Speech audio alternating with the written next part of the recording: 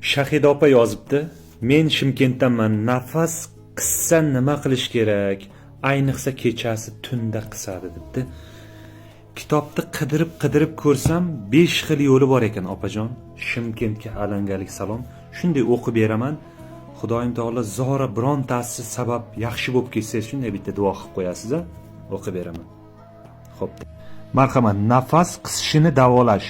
Xalila talqoni yoki qaynatmasini 3 mahal 2 osh qoshiqdan ovqatdan 30 daqiqa oldin ichilsa, yurak qisish, yurak o'ynashi, bosh og'rig'ini yaxshilaydi, foyda qiladi.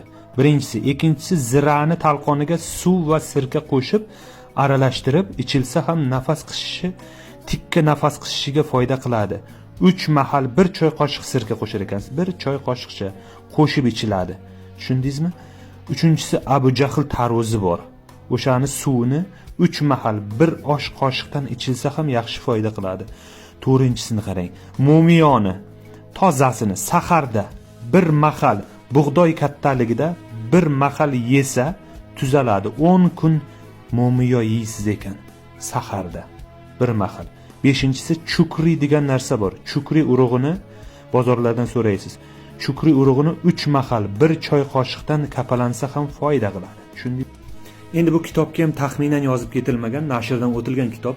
Tibbiyot olami kutubxonalarida ko'rasiz. Dard borki, darmon bor degan kitobga chiroyli qilib yozib qo'yilgan. Shimkentdan Shahida opa, Allohim shifo bersin. Shu nafasi qisay turgan do'stlaringizga yuborib qo'ying. Tojikistondan Shimkentga salom. Tojikistondan foydali maslahat G'ulomjondan. Tojikiston va 5. Bitta like, bitta podpiska.